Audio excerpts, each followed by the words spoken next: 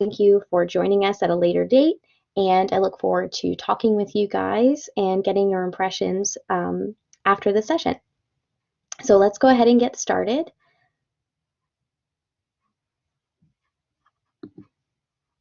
First of all, of course, we're using Blackboard Ultra to meet together today. So it looks like everybody has been able to do all of these steps. The one thing I do ask is that you set aside time and have no distractions and that you are ready to fully participate. So that's being said, no pets, no kiddos, no spouses, or anybody disturbing. Go ahead and set yourself some time aside away from the distractions of the world so we can have a good discussion together. First of all, let's do a quick communication check. If you can hear me, if you can see the slides, go ahead and raise your hand. That's the little person icon at the bottom. All right, looks like everybody is good to go. Thank you for that. So first of all, we're going to be talking about educational technologies, and I'm wondering kind of what goes through your mind when you hear educational technologies. So if you wouldn't mind, go ahead and, for those of us who are live with me now, post a thought or two in the chat box of some words that come to mind when you think educational technology. The chat box is all the way on the right-hand side. Just go ahead and post a word or two of what that means to you.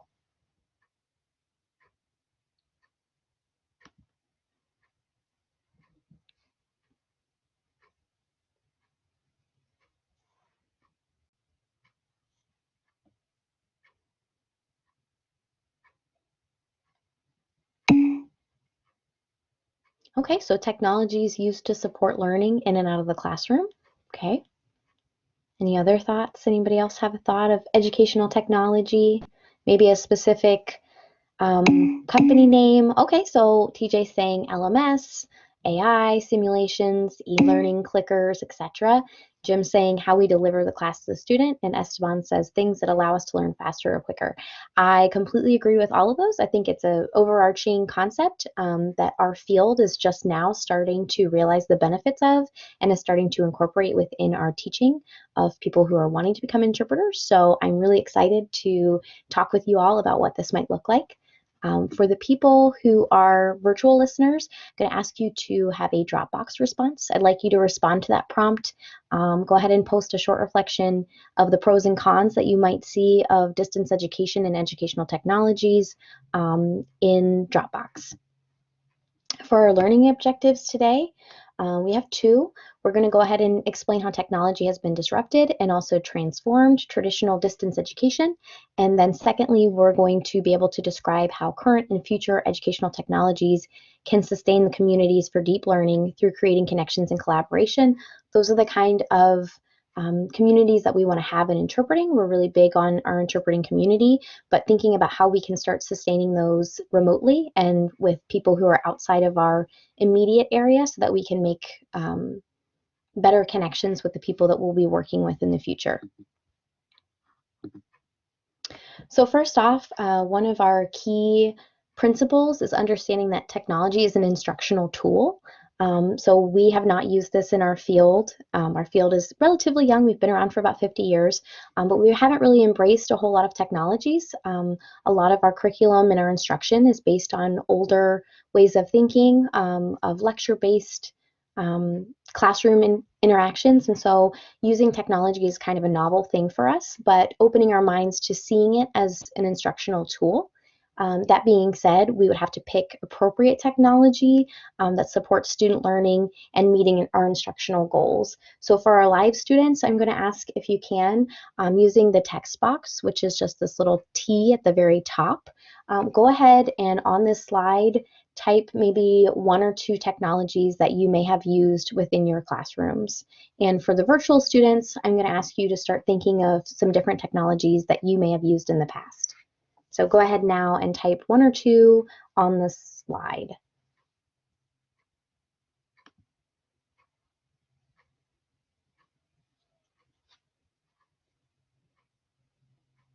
Oh, Blackboard Collaborate? Yeah, for sure.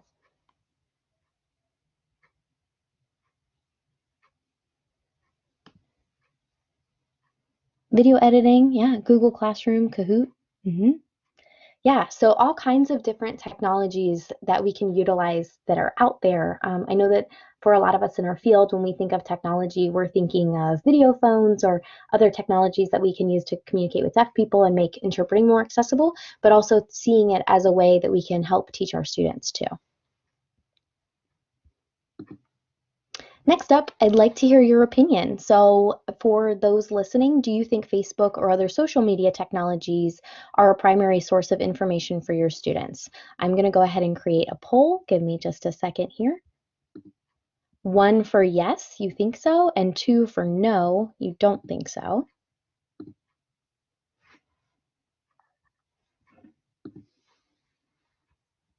And then for the virtual listeners, how do you feel about students receiving this information from these sources? So go ahead and write a short reflection on that. Meanwhile, live students, go ahead and answer the poll. You think Facebook or other social media, Instagram, Twitter, Snapchat are a primary source of information for students?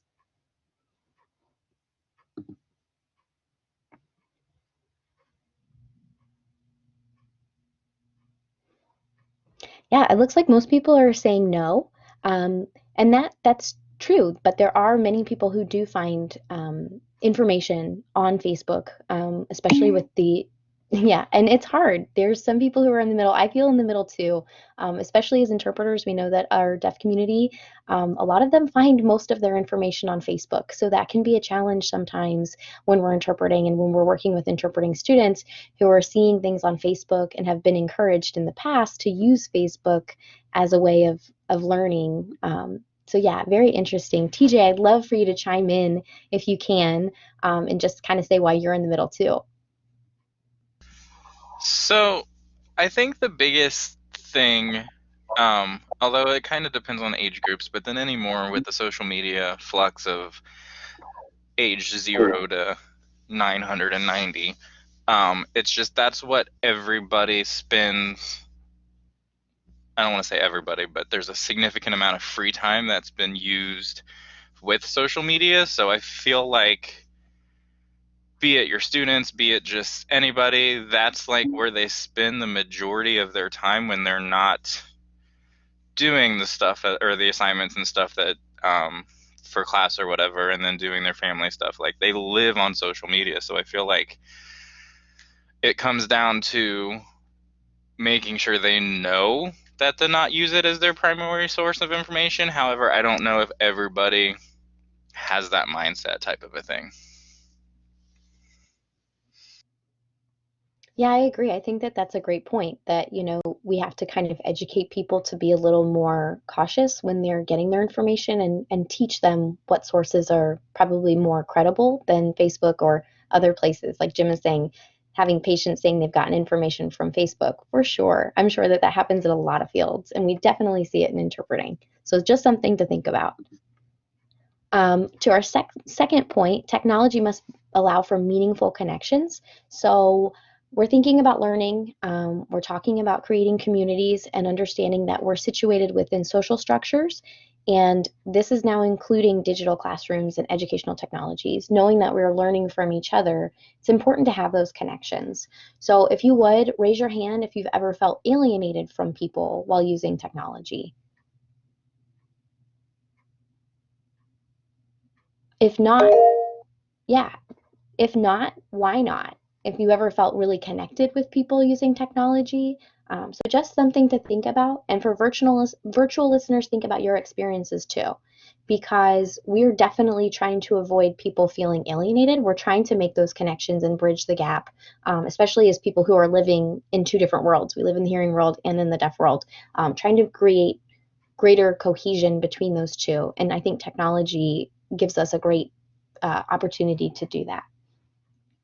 So focusing on technologies that are actually creating those meaningful connections. Social media, unfortunately, is not one of those places that creates deep, meaningful connections or opportunities to talk with your students or talk with other people. So being mindful of which technologies we're choosing. And then the third point is a paradigm shift. So we're moving in education towards more of this collaborative education, moving towards discussion-based learning and working with each other in communities of inquiry versus the old methods of instruction that we unfortunately are still using within our field of direct instruction, where everything is very much knowledge transmission from teacher to student. And so when we're thinking about technologies that we can be using, making sure that we're giving technologies that allow students to reflect and respond to each other.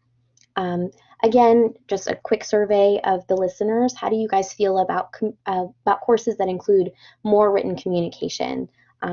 Give me an emoticon in the chat box. Do you like it? Not like it? Thumbs up, thumbs down? How do you feel about being asked to use more written correspondence versus spoken correspondence, especially in the classroom?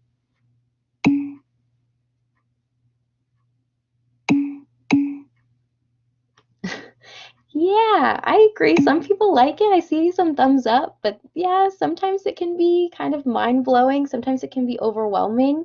Some criticism of it is that, it's a lot of reading, and for people who might have disabilities that impact their written communication skills, it can be challenging. But it is something that we are facing within our field and in the field of education, so it's something to be mindful of. Moving on, we're going to start putting theory into practice and thinking about ideas that we can use within the classroom.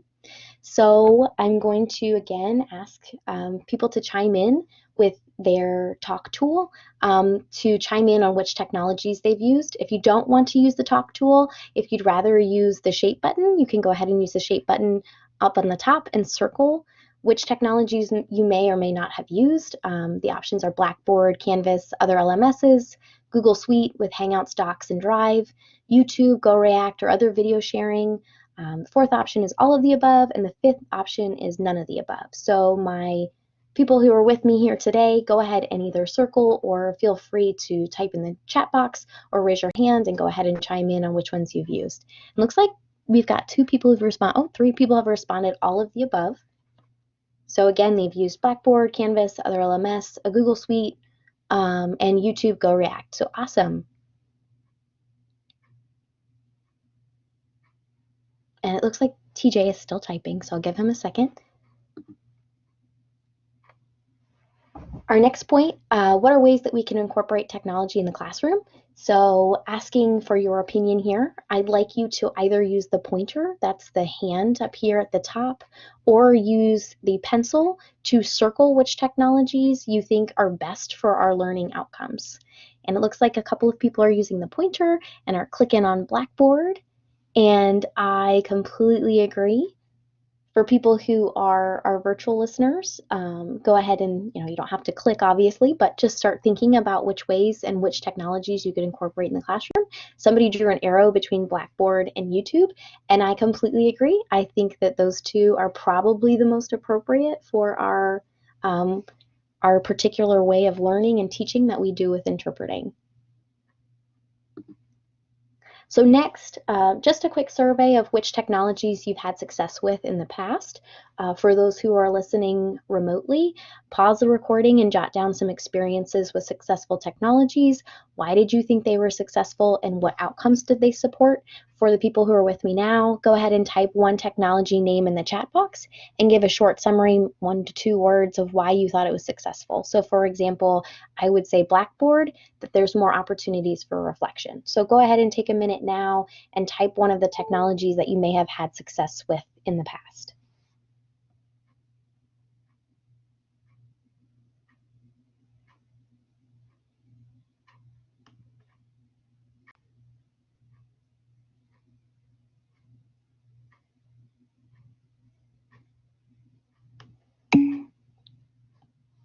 Okay, Jim's saying Blackboard is easy to use. Good point.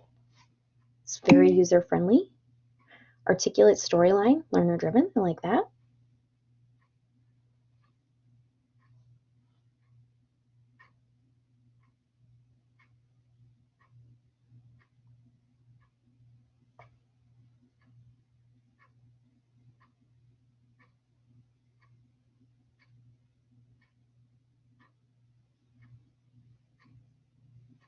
It looks like Ryan is still typing. I'll give him a second. Anybody want to chime in on the talk tool and explain what they liked about some of the technologies that they have used before. Esteban is saying YouTube visual. Yeah, I agree. I love the how-to stuff on YouTube. And Ryan is Google Classroom, very organized. Yeah, I like that. It makes it easier to share and give critical feedback to other students. That's a really good point. One thing to be mindful of as we are choosing technologies that we'll use in the classroom is to be very mindful of the technologies that we find appropriate, and also remembering to teach students how to use these technologies to be successful. One of the drawbacks of moving towards technology is that sometimes educators tend to think just because they're of a younger generation that they're born with a cell phone in their hand and that they are completely savvy with all of the platforms that we're asking them to use. But remember, it's important to teach our students how to use these platforms and make sure that they feel comfortable before we start using them. So now to wrap things up for us,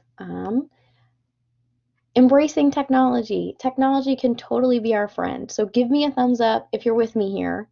Um, Go ahead in the chat box and give me a thumbs up if you're with me that technology is our friend. It is not our enemy. Agree.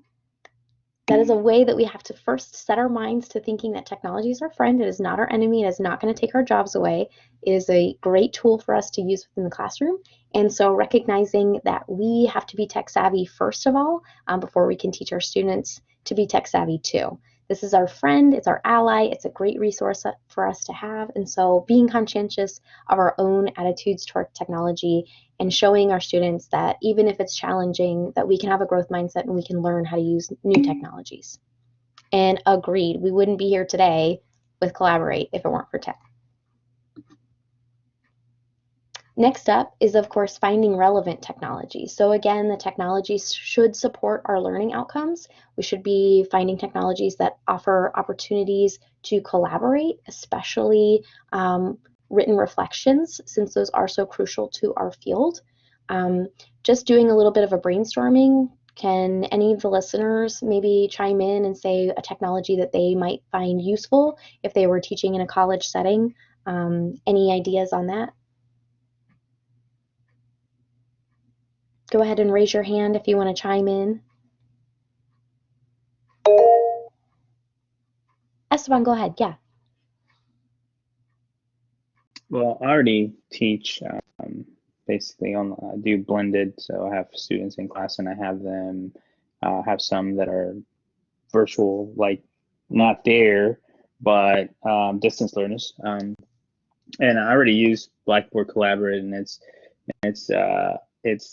one of those things that help keep all students connected at the same time, because I have, even though I have my students there listening to me, I also have them uh, logging into Blackboard so they can actually participate, and the students that are distant learners can actually, kind of get that connection with each other. So, Yeah, definitely. Anybody else want to chime in? Any other technologies that they might think would be useful for a college classroom or a college setting?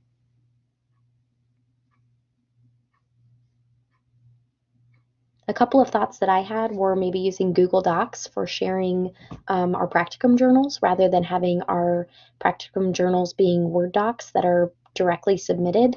Maybe creating collaborative documents where students can type in different text colors and respond to one another with the sticky notes function for sharing practicum feedback with one another. Using YouTube to find more diverse samples of interpreting content, source materials for interpreting, and also using Blackboard or Canvas for creating discussion boards or creating boards where we can share current events or things that are going on within the community. And then our last takeaway for today is being open to exploring new approaches. As I mentioned, I know that this is kind of new and different for our field, but using new approaches like blended or flipped learning, which can create greater engagement with our students.